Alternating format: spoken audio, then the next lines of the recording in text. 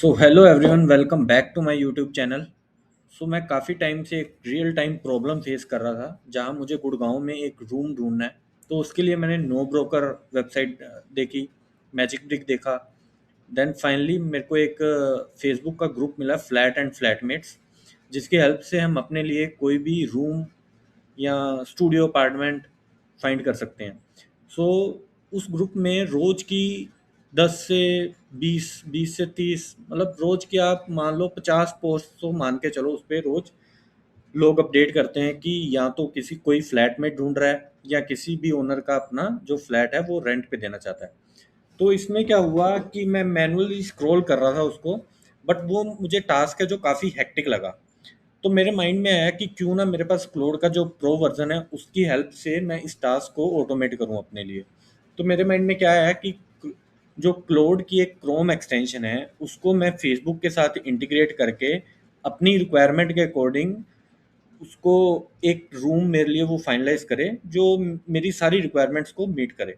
तो आइए उस टास्क को हम शुरू करते हैं कि वो हम कैसे कर सकते हैं। तो सबसे पहले हमने गूगल खोल लिया। गूगल पे हमें क्लोड फॉर क्रोम इंस्टॉल करना पड़ेगा। इसकी एक क्रोम एक्सटेंशन होती है, तो मैं इसको ऐड टू क्रोम कर लेता हूँ। ऐड एक्सटेंशन पे क्लिक किया। तो जैसे ही मैंने ऐड एक्सटेंशन पे क्लिक किया, तो अगर आप देखोगे यहाँ पे क्लोड हमारे पास आ चुका है।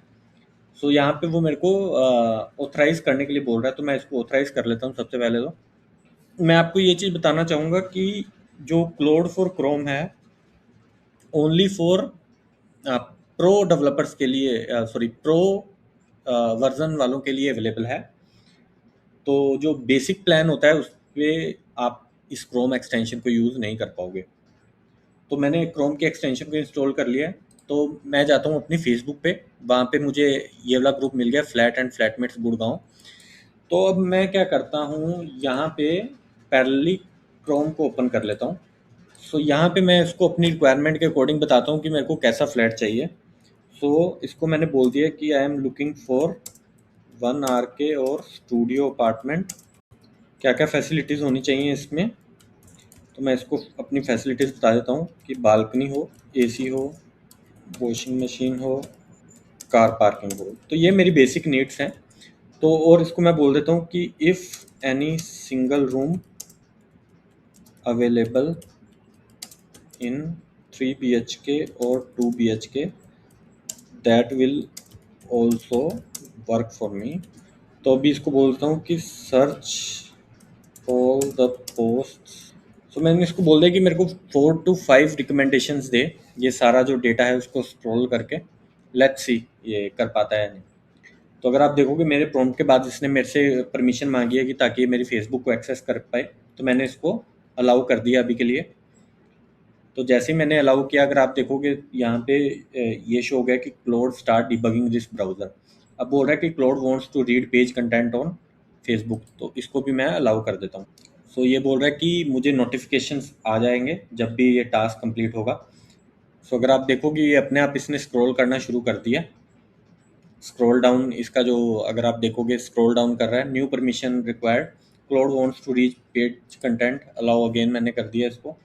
ये बार बार मेरे से परमिशन मांग रहा है। आई थिंक मैं कुछ ऐसा भी नेक्स्ट टाइम प्रॉम्प्ट में डाल सकता था कि जब भी कुछ इसको परमिशन की नीड हो, just make it allow by yourself. अभी आई थिंक ये हर पोस्ट को स्क्रॉल करने के बाद स्क्रीनशॉट ले रहा है और मेरे से परमिशन मांग रहा है। अगर आप देखोगे कि ये बहुत स्क्रॉल कर चुका है पेज को, तो ये भी मेरे लिए थोड़ा सा भी हेक्टिक हो गया कि मुझे बार बार अलाउ पे क्लिक करना पड़ रहा है। बट हम अपने प्रॉम्प्ट को मॉडिफाई कर सकते हैं बेस्ड ऑन दैट कि वो हमसे परमिशन ना मांगे। उसकी भी मैं सेटिंग आपको नेक्स्ट वीडियो में बताऊंगा कि क्लोड हमेशा हमसे परमिशन मांगता है। उसकी भी एक सेटिंग होती है क्लोड में कि हम वहाँ से वो सेटिंग को डिसेबल कर सकते हैं और वो ऑटोमेटिकली अपने आप ही उसको अलाउ करता रहता है। तो ये देखो इसने अपने आप ही सर्च किया है कि 1 RK बालकनी एसी पार्किंग। मैंने ऐसी कोई कमांड नहीं दी थी गूगल फेसबुक पर जाके, मैं जस्ट अलाउ अलाउ कर रहा हूँ अभी के। गाइस काफ़ी टाइम्स लेने के बाद क्लोड ने डेटा है जो वो रेडी करके दे दिया है। अगर आप देखोगे डेटा हमें टेबुलर फॉर्म में है। पहला जो क्या होगा, लिस्टिंग टाइटल, टाइप क्या होगा, लोकेशन क्या है, रेंट क्या है, बालकनी है या नहीं है, एसी है या नहीं है। सो अगर आप देखोगे 1 R K room available ready to move, ठीक है, सेक्टर 23 में अवेलेबल है। रेंट इसका 25,000 है और बालकनी भी है और एसी भी है। सेम 49 में है एक और 17 के। तो ये अगर आप देखोगे कि मेरे पास सारी डिटेल्स आ चुकी हैं। सो यहाँ पे उसने मेंशन किया है कि कुछ चीज़ें मेंशन नहीं है। यहाँ पे ओनर का है जो कॉन्टैक्ट नंबर भी हमें मिला है, लाइक उसका नेम मिला है, तो हम इस नाम से उसको सर्च कर सकते हैं। जिसका फ़ोन नंबर अवेलेबल था उसका फ़ोन नंबर भी हमें। सो इस तरह से जो मेरा टास्क है अभी, इन 5 रिकमेंडेशन से मैं कोई ना कोई अपना एक रूम फाइनल कर लूँगा। तो इस तरह से जो मेरा 3 से 4 घंटे लगने थे ये स्क्रॉलिंग में रोज के, तो क्लाउड ने मेरा काम काफ़ी इजी कर दिया।